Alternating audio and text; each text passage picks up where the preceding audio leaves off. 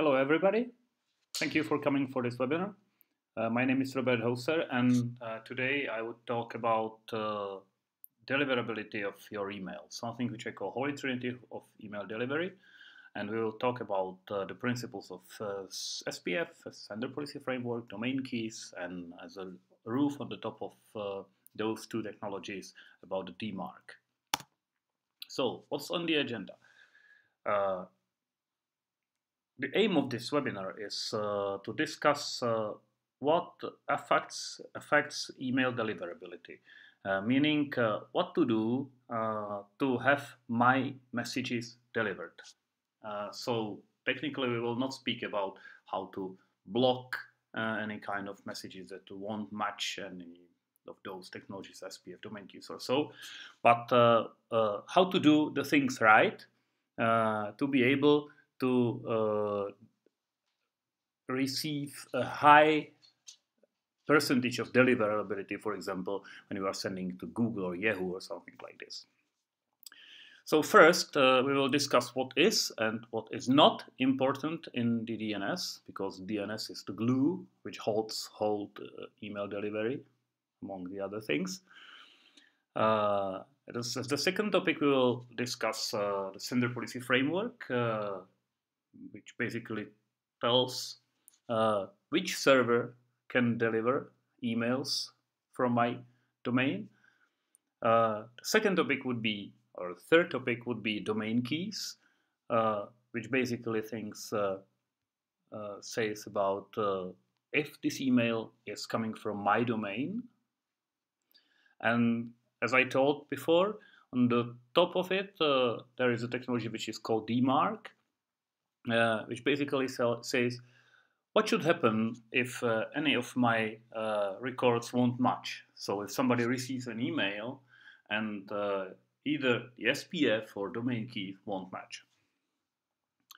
After this first part, we will have some live demos. So first we will look at how is it seen by Google. So technically, Google is receiving the emails and is using those technologies to make some points to your emails and say if it would be delivered or not.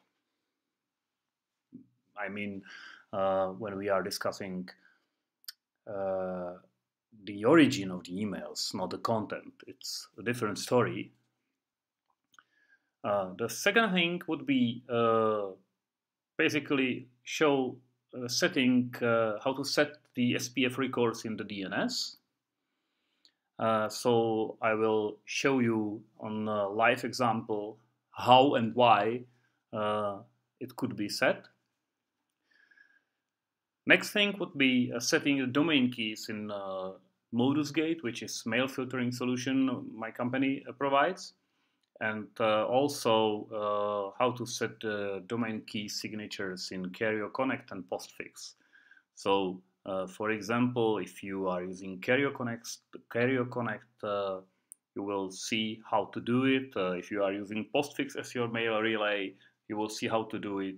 And if you are using Exchange, ModusGate is one of the software solutions which can help you to sign the outbound messages, because Exchange itself is not capable to do it.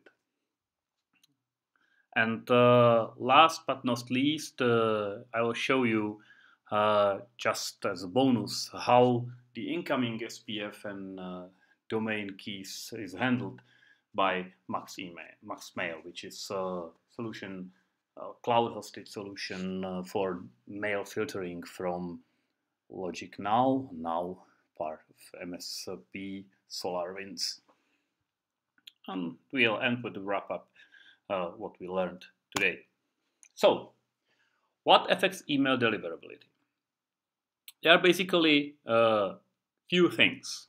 First, from where the message came from, meaning the machine or the server which originated the message.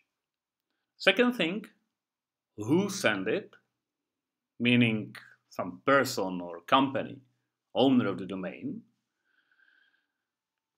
Next, what should happen to it if the owner of the domain claims that this machines can send and all my messages, for example, have to be digitally signed?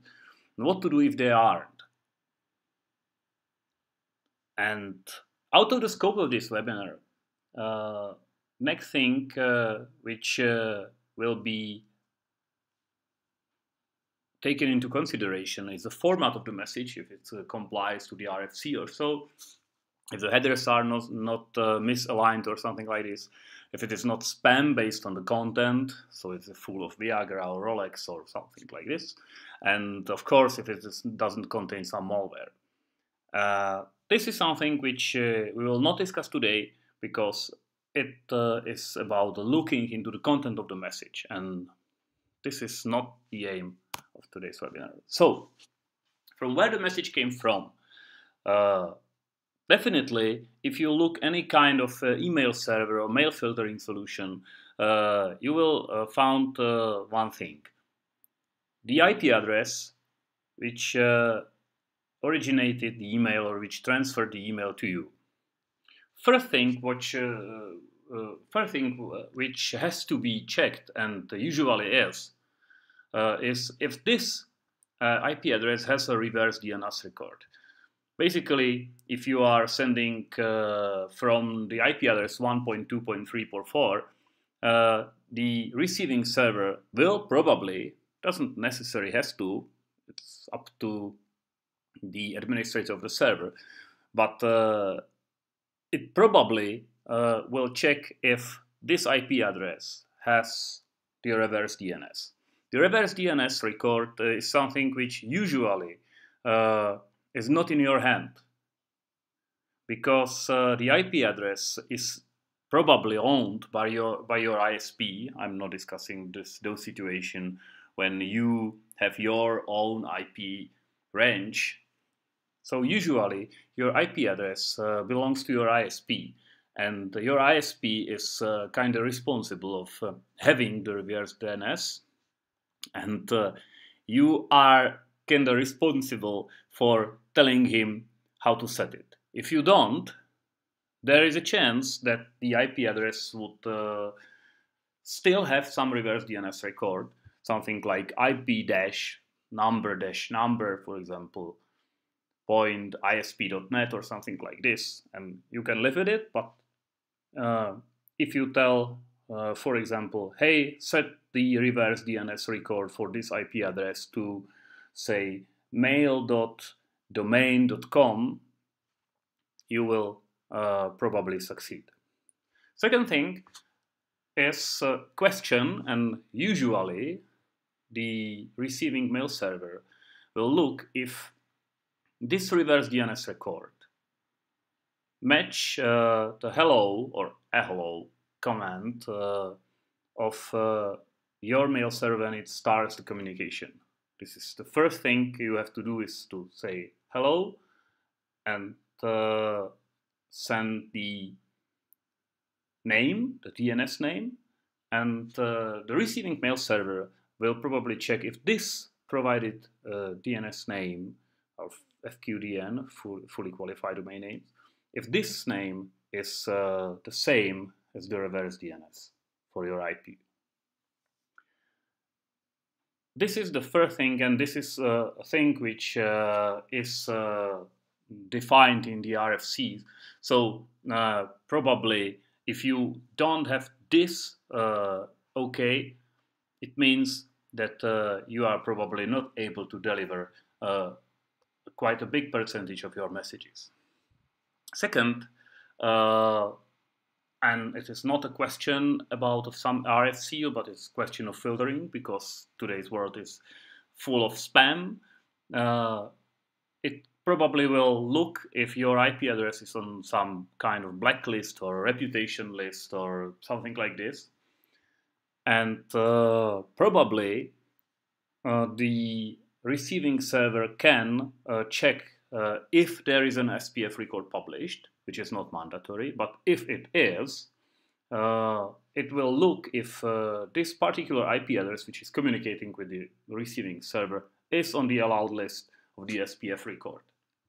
SPF record basically means something like, in big quotation marks, reverse MX. So it is something like those IP addresses can send emails on behalf of my domain.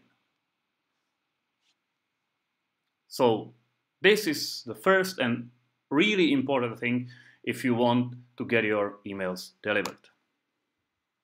Second, who sent it? It is quite difficult to distinguish who sent it, and the quite common technology, which we will discuss later, is called DomainKeys, DKIM, and you may be questioned who has signed the message, if anybody, of course. So if there is a domain key record in your DNS, and TXT record for your domain, the opposite side, the receiving side, can check the message if it has been signed. And if it has been signed, if it could be deciphered with the public key which is in the DNS. So basically it means that the owner of the domain is telling this email has been sent from my domain. So it is not a fake, not spoofed.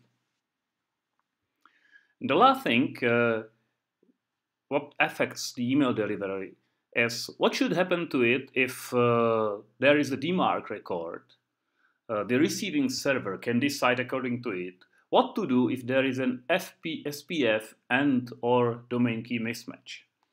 Meaning that you can publish a recommendation in your DNS. What should happen if somebody receives email which is claimed to be from your domain, and either the SPF or the domain keys will not comply? So this is the basics. What affects the email deliverability? Another topic is what is and what is not important in the DNS.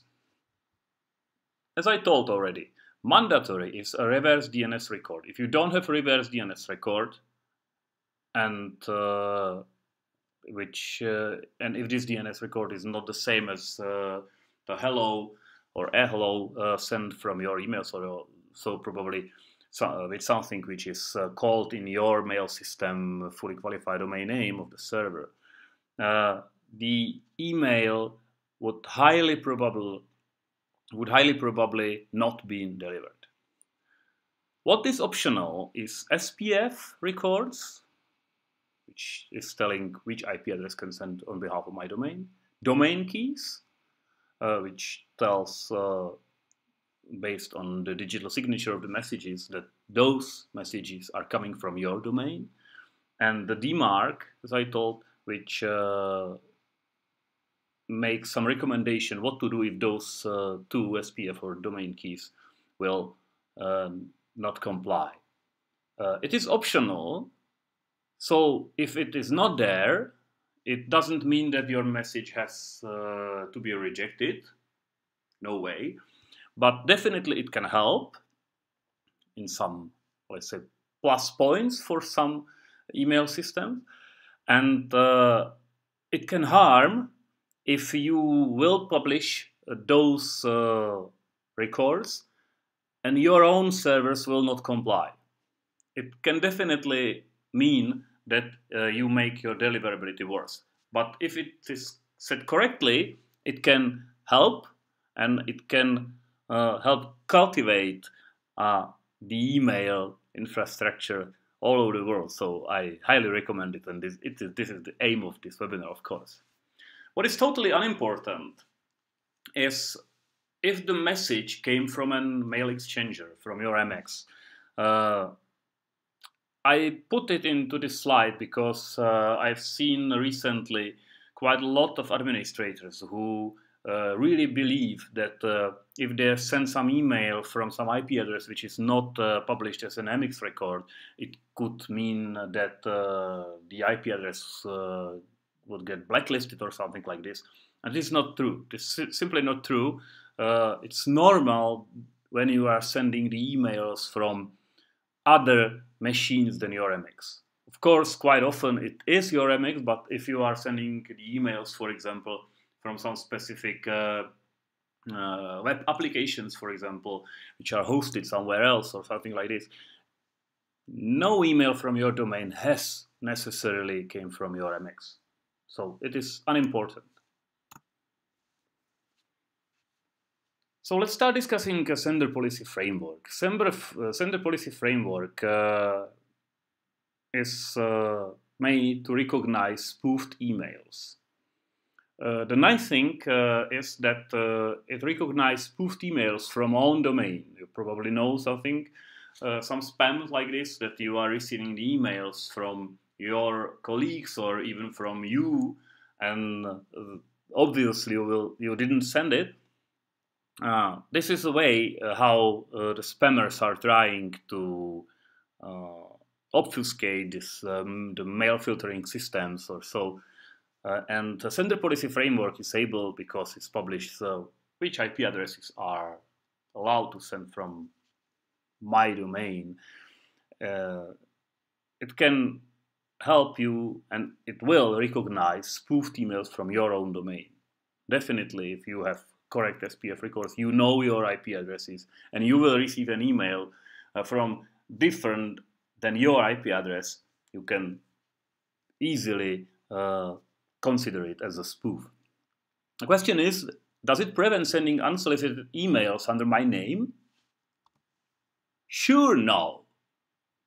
Because anybody can do everything.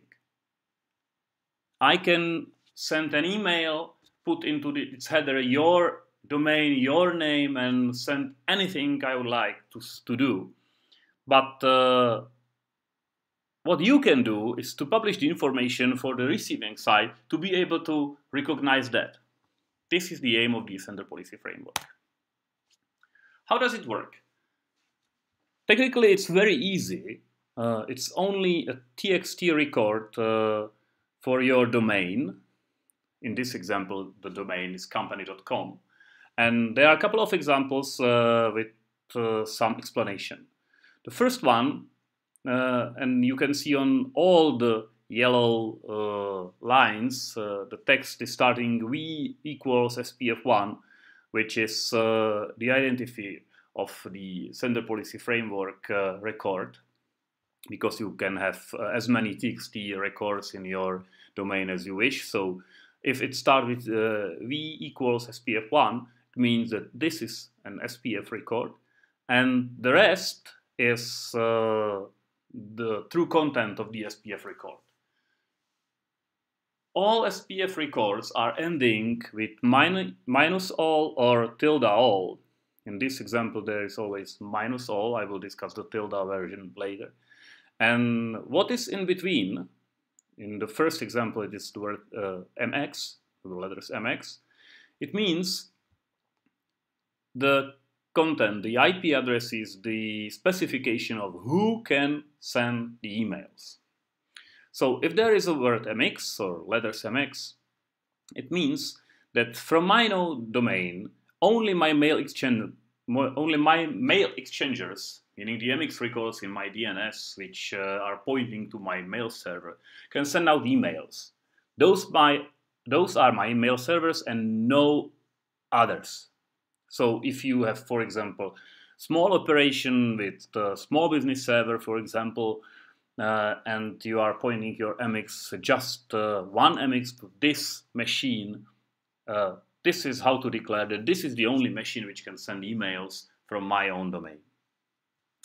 The second example with A and MX means that from my own domain, only my MX is, and the main, and there is a mistake, sorry, not mail A record, main A record of my domain can send out emails. So this is basically the IP address which resolves the name company.com. For example, if you have mail hoster, the web hoster, and the web hoster can send the server where you are hosting your web pages or website can send some notifications or something like this. So this is the case when this could do this. The third example is a bit more complex. It's again the MX record, which is quite usual, quite often. And the other things is A colon or semicolon, double colon, how's it called? And mailerscompany.com.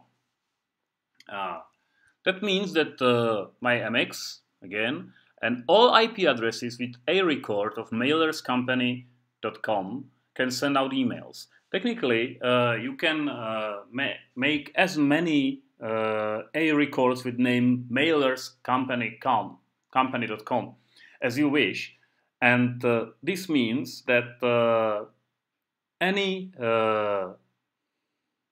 IP which match this list will be allowed to send the emails. There is a small caveat in this. I have seen the implementation of the mail filters which were not able to handle this, even it is quite common, but they were not able to handle this correctly. Meaning that they simply made a DNS resolve query to their DNS to mailers.company.com and simply receive a list, but they checked only the first one, and it has been all. It has been everything. So if you were sending the emails from a different than the first one, or simply the different than they chose, because it could be based on the round robin, simple pick one of 5, for example, mailers, this had some issues. So be aware with this, and if you need to publish more IP addresses or more A records, probably the good thing is to list them. Next is something different, no MX or no explicitly defined MX, but probably the MX is in this CIDR network.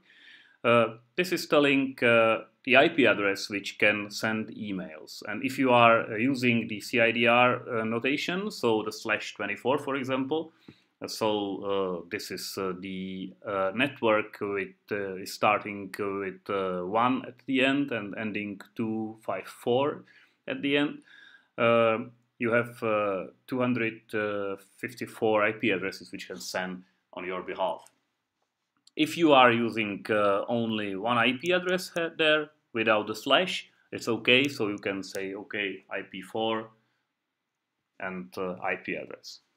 Now, and the last is something which is quite common, specifically today. If you are sending your emails from MX, for example, and also are sending the mail blasts, for example, with MailChimp, or you have any other vendor who is sending email on your behalf, you can do it that way that you can include different domain, in this case is vendor.com, and tell, in this case, email came from IMX or from anything which will match the SPF record of vendor.com. So it expects that vendor.com has its own SPF record, and he's responsible for maintaining it. So in this case, you don't have to take care about the changes in his infrastructure, if they're add or remove or swap or anything changed on their IP addresses which are sending their emails. This is their own problem, and they probably know about it, but you don't have to. So in this case, MyMX and anything which is allowed by SPF record of vendor.com can send the emails on my behalf. There is another example. If you look back, it's the same, but it's using the character the tilde. And it means something like this. From my domain, only my mail exchangers can send out emails. Those are my mail servers. So far, so good.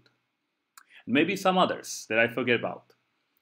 The thing is that if you are not using the minus all, but a tilde all, it means that from your perspective as an administrator of the domain, you are telling that there might be any other IP addresses for which you probably forget about or something like this. So you want to tell to the administrator that I'm testing this technology, so if it won't match, it doesn't necessarily mean that the email is spam. But it's up to the other side how it will handle this. This is called soft fail. So if you receive an email from IP address which is not listed and company.com takes their record, and there is a tilde, not minus, it's called soft fail. Hard fail means that you received the email from IP address which is not listed and there is minus all.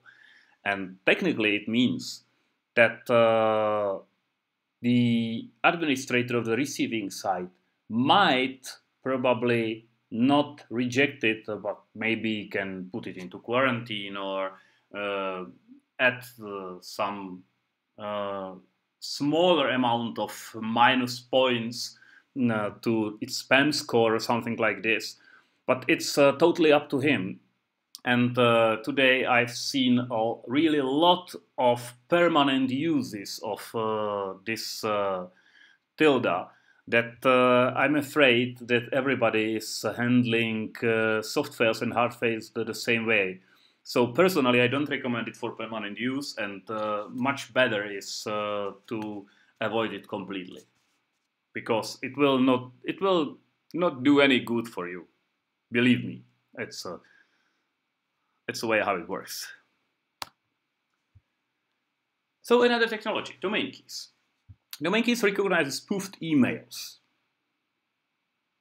The other thing, by the other way, not by the IP addresses, but by the digital signature. Of course, it can recognize spoofed emails from our own domain. And there is again the same question: does it prevent sending unsolicited emails under my name? And the answer is again no.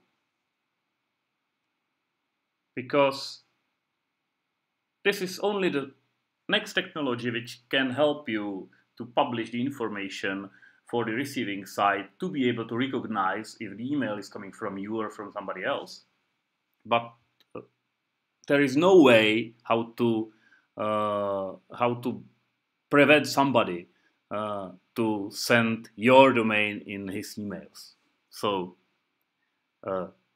this is something which probably with the current implementation of SMTP protocol could not be achieved. So don't put too much effort to do it, to believe that you can block sending somebody in your own name. No. What you can do is to tell the others, this is a spoofer because the email is not coming from me. And this is the aim of the domain keys. How does it work? It uses asymmetric cryptography. And the basic operation of this is that the sending server on some of the servers which are on your side is signing a messages. Exactly the part which is not dependent on the SMTP envelope, so the content, with its private key. And because you publish the public key and the other supporting instructions in your TXT record, which name is in the form like selector._domain_key.yourcompany.com, and the selector is a name. It doesn't be the word selector. It could be mail, or it could be mail 2016, or anything you like, because this is something which is part of the signature, so the receiver can find the proper selector and find the proper public key which should match with the email server which sent it. Technically, there can be more selectors, and probably you will have more selectors. And as I told, the reason could be that you have, for example, 2 different mail servers. Each is signing with different private key. So you have to have one selector for one server, a second selector for the second server, with the content with different appropriate public key. And another reason for having more than one selector is that it is a good practice to change the selectors or the keys after some time. It's a question how much, 1 year, 6 months, somebody 3 months or something like this. And there is always a possibility that you will send the email signed by one selector, by one private key, and the receiving server would check the key after you change it, so it would not match. So always for some time, if you change the keys, you should have 2 selectors, the old one and the new one, just to be sure that the emails which are traveling across the internet will be received and would be able, the receiving part would be able to find the proper key to distinguish if they are correct or wrong. There is an example. As you can see, it is something which is weird, because it is it's a certificate, it's a public key. So most important thing is that in this example, you can see that the selector name is mail, the domain key.ppcom.cz. This is a real domain key of my company. And the text is starting with v equals DKIM1, and with some other characters, a p equals something, but this is just the key. And this is something which has been generated by the software which is sending the email. So this is not something you have to create just like the, for example, like the SPF. The SPF has its own syntax, and it's probably expected that it has been crafted by you, but this is something which you simply copy from your software. We will see it on the practical example. If we should compare SPF and domain keys, there are some differences in what it exactly does, and each of them has its pros and cons. Sender policy framework allows you to recognize if sending server is known to the admin of sending domain, because if you know it is your server, you will include it into your SPF record. The pros of SPF is it's very easy to deploy, because there is nothing to configure on the email server.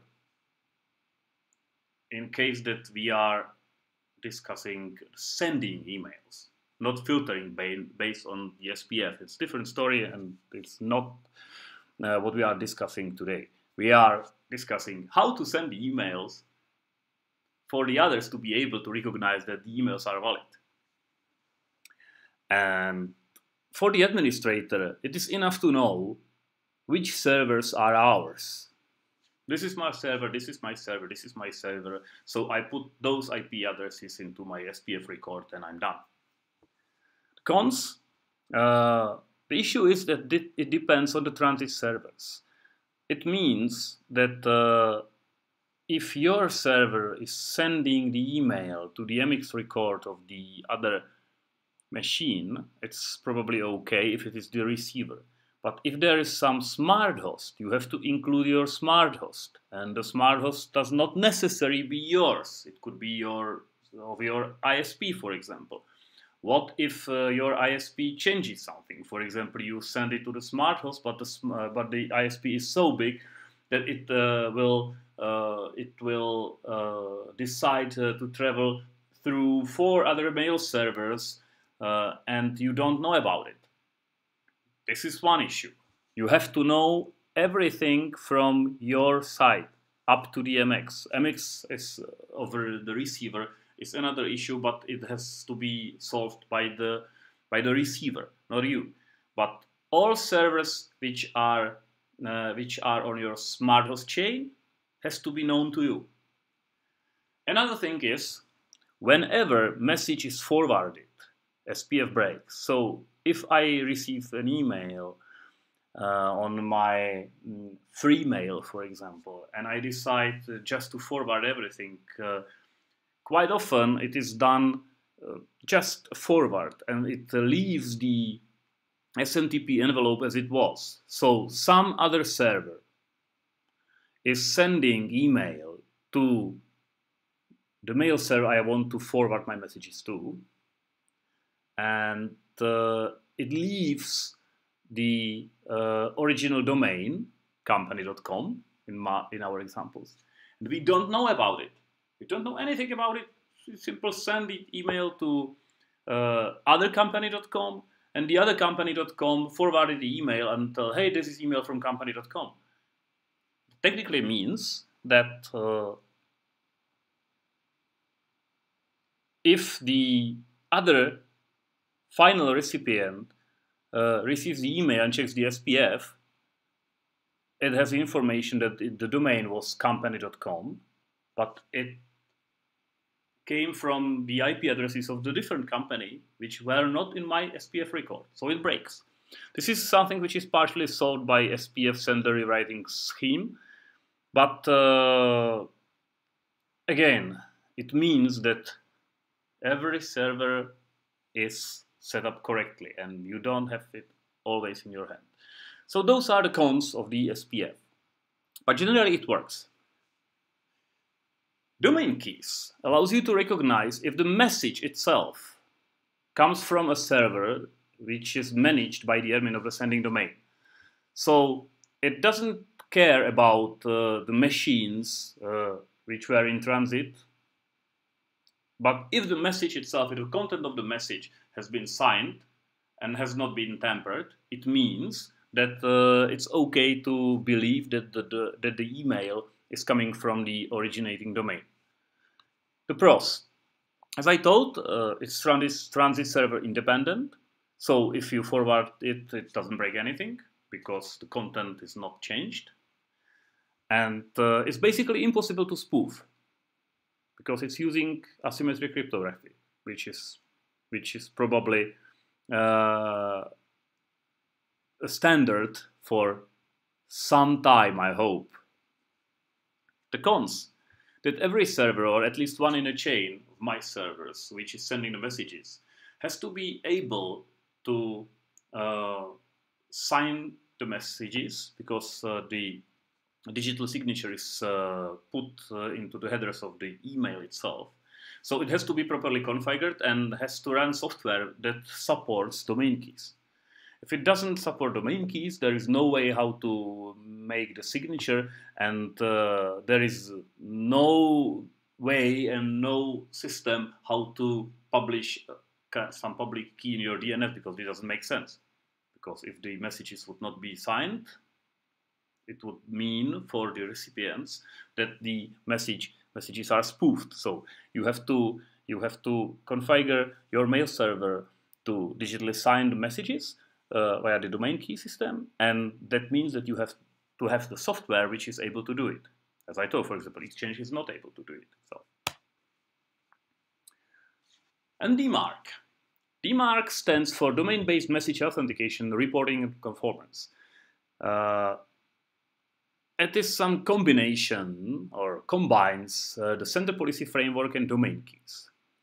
From the sending perspective, it is good to know that there is nothing to configure on this server. It's a similar situation as with the SPF, because it's just a DNS record which is telling how should receiving server handle messages which would not or would comply to the SPF and or domain key. So basically what to do if I receive the email from the domain which is publishing SPF records and domain keys records, and some of them will not comply. And the DMARC is, as you can see, just a dmarc.pbcom.cz in my particular case. The underscore is important. Starts with v equal dmarc1, and the other things could be crafted by you, but I will show you in the demonstration the web software how to create it for you. And it's telling that in this particular case that if any of the SPF or domain keys would fail, you can quarantine the message and send the forensic reports to some mail address or so. So this is a DMARC. Tell the recipient what to do if something fails with my SPF or with my domain keys. How does it work? As you can see on the picture, you can see the normal way how everything works. So author composes email, sending mail server has to insert the domain key header, and the email is sent to the receiver. Here you can see that the mail server do the standard validation tests, as I told, DNS, IP block list, reputation, and so on.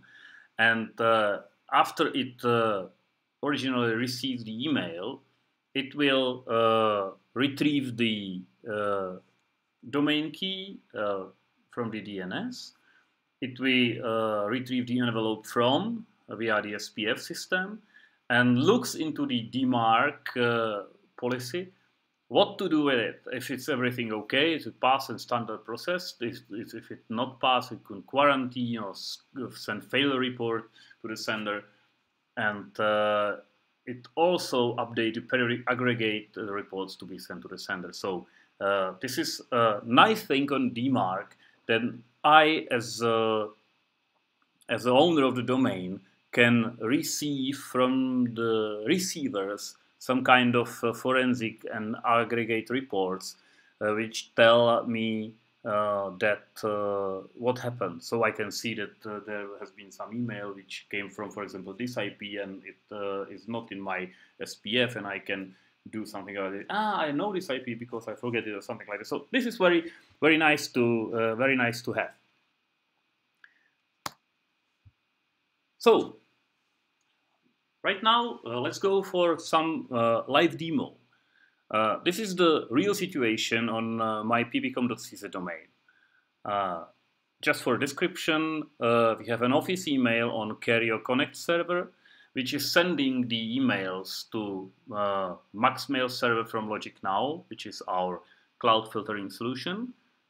And afterwards, it is sent via the internet to the recipient. So this is one chain. If I use my Outlook or web client to send an email, it will go to the Carrier Connect, and it will put it to the MaxMail, and it will put it to the internet and deliver to the intended recipient. Other thing is that we are occasionally sending newsletters. We are using PHP list, which is software which is running on specific Debian server. And this machine is sending the emails of the members of the list to the postfix, which name is smtp.pbcomonline.cz. And this machine is sending the emails via the internet to the recipients. And there is another thing which you probably can use in your own company.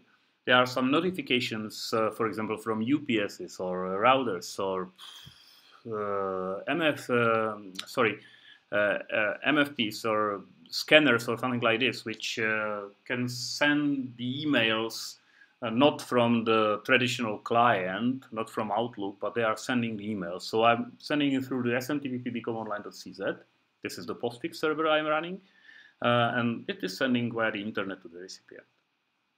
So this is the situation, and right now let's take a look what's going on. First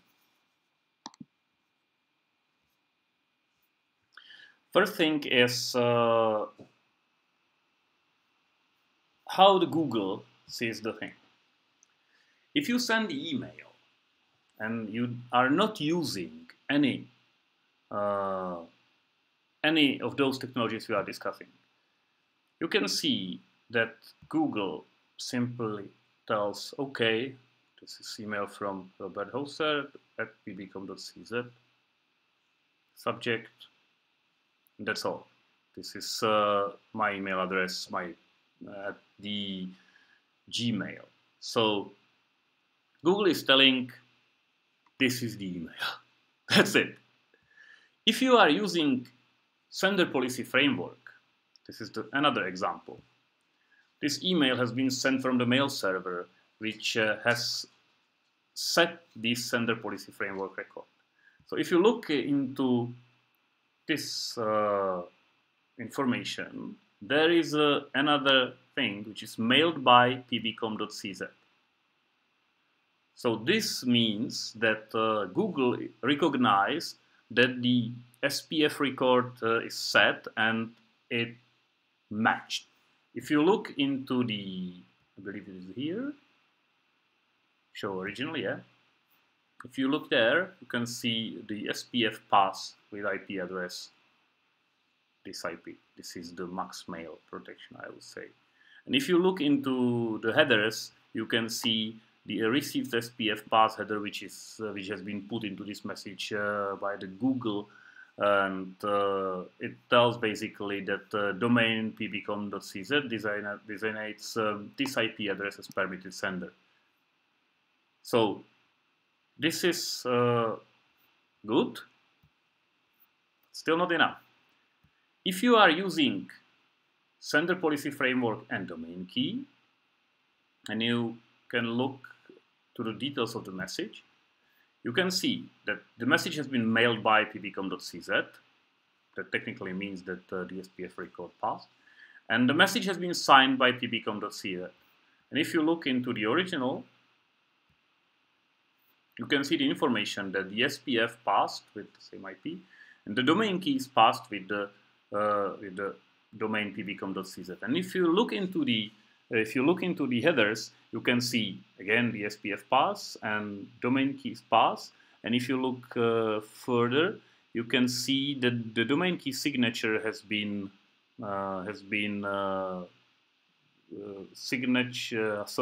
signed by this key, and it's been valid. So it means that we are happy because we send the email from the correct IP address, and the content of the email has been signed correctly with the domain keys. So Google recognized that, and I believe that it had some plus points to their email filtering. The other thing is that if you also using the DMARC, those are the tags just for me to recognize it. This is not the way how Google is telling you that there has been SPF or domain key records. Yes, this is my own tagging just for the sake of this webinar.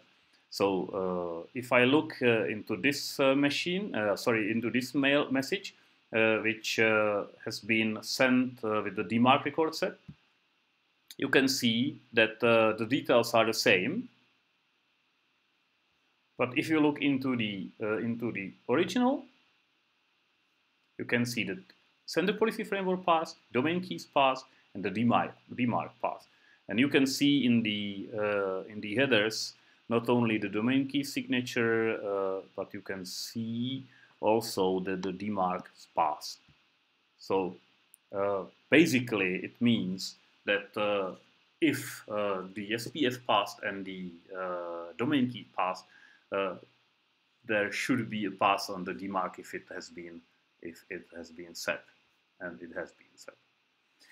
There is one thing. If you remember, I told you that I'm using the carrier mail server, and carrier mail server is using selector which name is mail. You can see it here. So the Google servers has been able to look into the correct selectors, so correct keys, and the message passed. There is another mail server which is called smtp.ppcomonline.com, and I will show you later that there is different selector. So if you look into the domain, let's look up.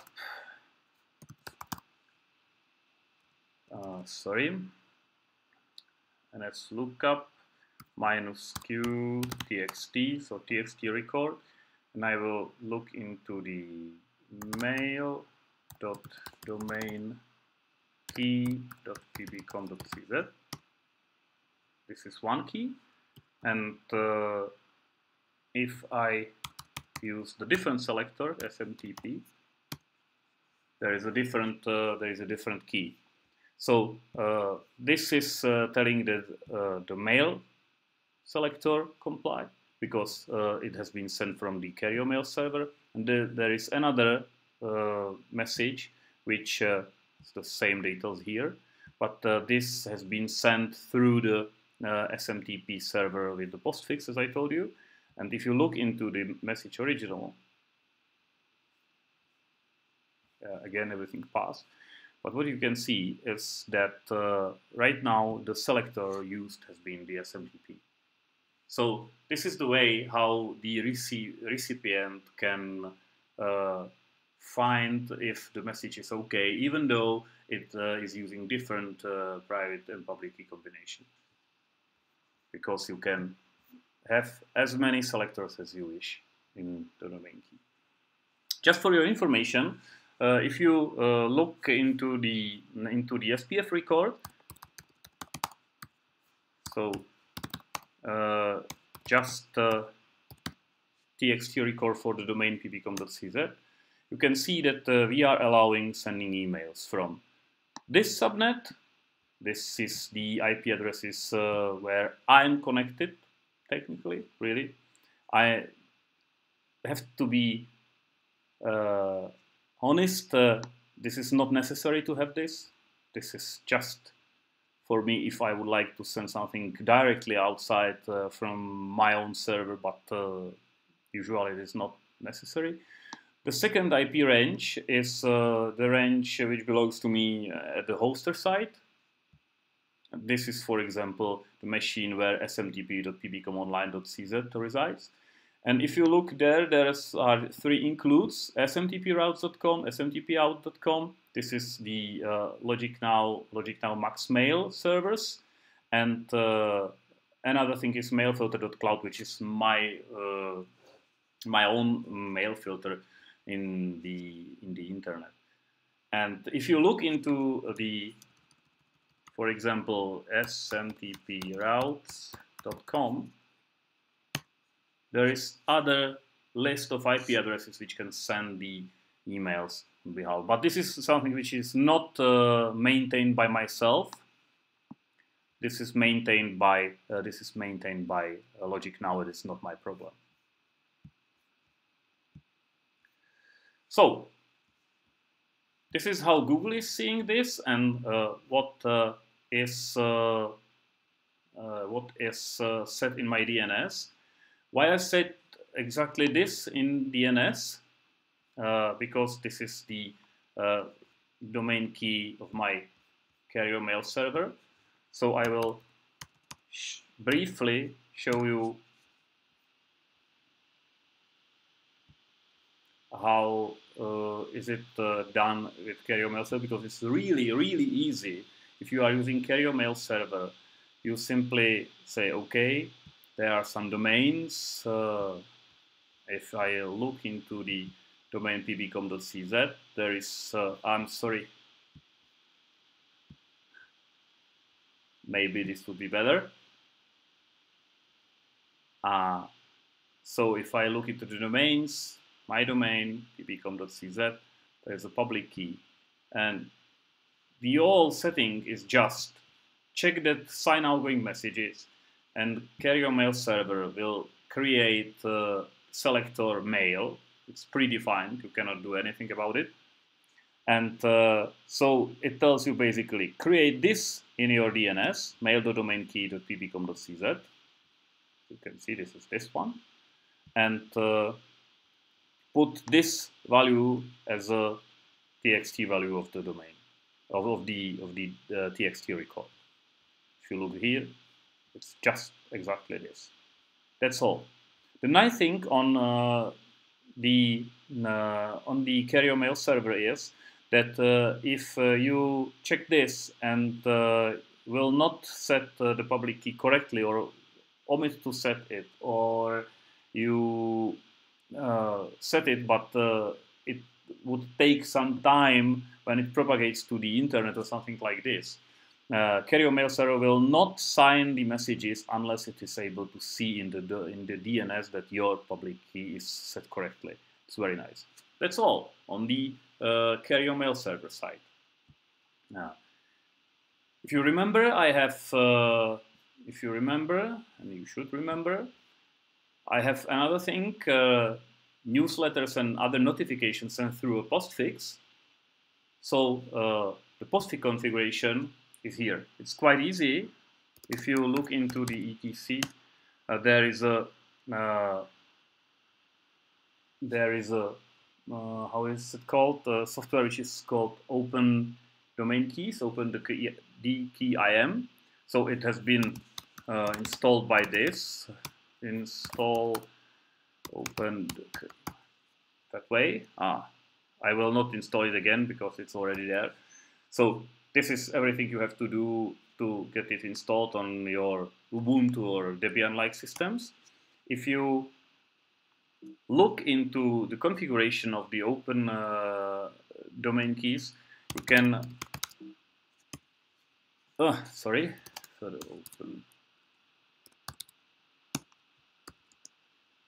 you can see that there is some trusted host, signing table, and key table. If you look into this and the directory which is called keys, this directory called keys contains the subfolders with the private and public keys which have been generated for the sake of the signing of the emails. And if you look into the key table, you can see that those domains and those selectors can be found in those files. Obviously, I will not show you the private keys here. Another thing is the signing table. So if you look into the signing table, there is told that if there is anything which came from domain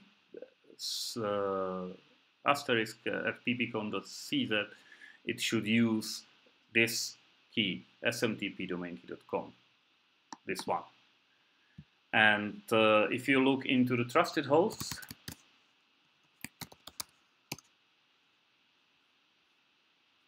it means that those IP addresses are trusted. So if the message came from this domain and it is from this IP address or this IP address, that means that it is okay to sign it. Yes, because if it would not be signed, if it would not be set there, anybody from the outside could send to your mail server and the message would be signed. If you would be mail relay, it's another question. So this is the configuration of Open Domain Key. To put it into the operation, you have to do it. You have to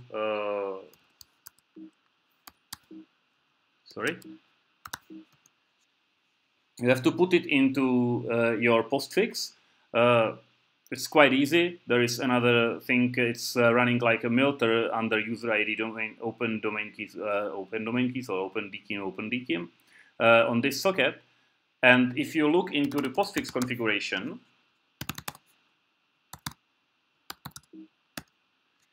you can simply see that there is a multi-protocol accept on this. This is the socket you have seen over there before, and that's all. That's all.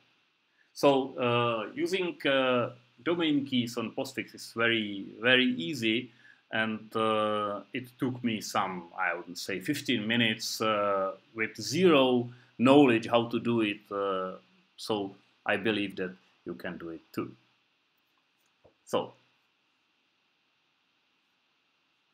is it everything I promised to you? No. Last thing is just for information that the other side, the receiving side, can handle the SPF and domain key records, and because the domain keys are new in handling in max mail protection, I will show you briefly how easy is it on the other side to set the things up. So if I want to filter based on domain keys and SPF, and if I'm using max mail from Logic now SolarWinds, I can do it that way. Just a moment. I will select the domain. I will do it that way.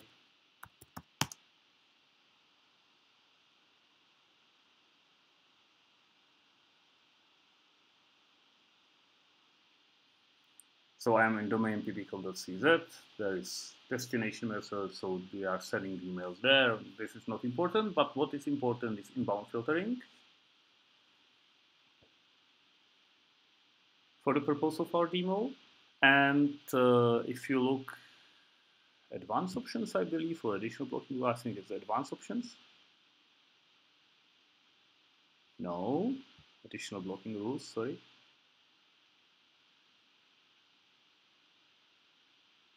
Ah, that's it. There is an SPF and anti-spoofing and domain keys. And if you look this is how you should treat hard fail or soft fail, standard filtering, suspicious. This is the default setting. What I do is that if anything fails, I should treat it as spam. Maybe I can say treat it suspicious. So this is a setting for blocking SPF validation or the emails which fail the SPF validation. And the same thing is with the domain keys. This is the default setting. I can say, okay, if I receive the email which will fail the domain key setting, I will treat this as a spam. That's it. So, sorry. Last thing. Sorry. To wrap it up somehow. Today is sender verification more and more important and more requested because the big players consider it as a way how to eliminate unsolicited email for their customers. And big players in email hosting, I mean specifically Yahoo, Hotmail, Google, are treating your messages better if they comply with those standards. You are getting plus points. It doesn't mean that you can send correctly your SPF record, your domain key record, your DMARC record, and then send a nice looking spam. It doesn't look like this. As I told, it still means that they will look into the content. Everybody will look into the content. But this is something which at least means that it can help and prevent sending those bulk emails with those big spam bots, zombie machines from half of the China sending the hundreds and hundreds of thousands messages per minute just to flood the internet with spam. So if we all would use the SPF, the domain keys, and the DMARC, I believe that it would be almost the end of the spam, at least in the form we know it like now. SPF is a technology which verifies the sending server, which is okay, but you have to know, you have to be aware that it's not always in your hand. Remember, for example, the forwarding. Domain keys is, in my opinion, much better and verifies the authenticity of the message itself. So it really means that if I have domain company.com and I'm signing my messages and I'm publishing my domain key records in the DNS, the recipient can easily say, okay, company.com, send it this email. So if I would send spam from my domain, it would be enough to just say, okay, blocklist company.com, and it would work. DMARC informs the recipient how is it supposed to handle messages which will not pass the SPF or domain keys check, and describes the mechanisms how to inform the administrator of the sending domain that some messages didn't pass. This is one thing I wanted to show you. I forget.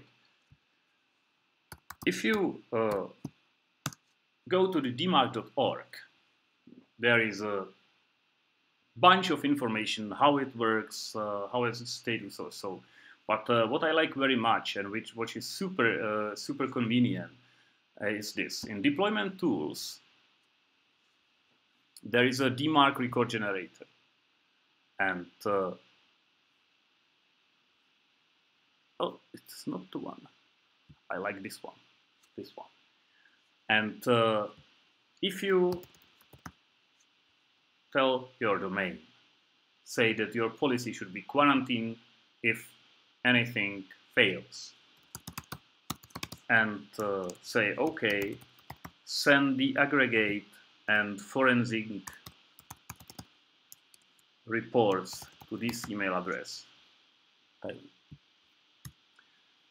and say failure reporting options. If you look into the RFC, you can probably see that default is if both fails, if any of them fails, and this is if DMARC fails, this is if SPF fails.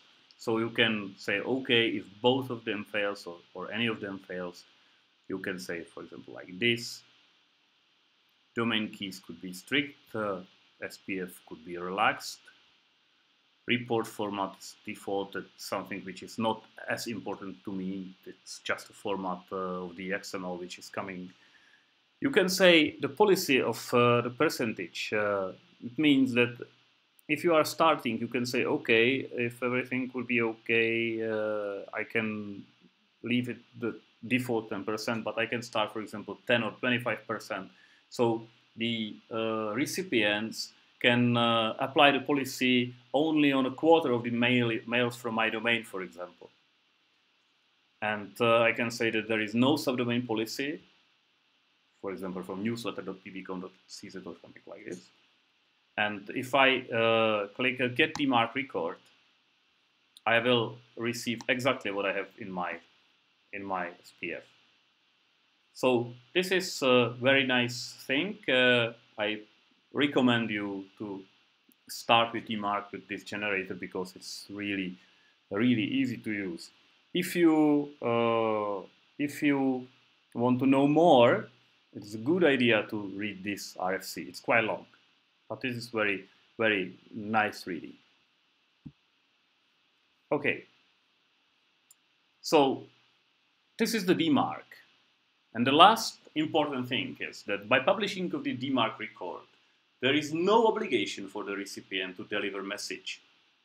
So you cannot say that I send a message, all check has to pass, so the DMARC has to pass.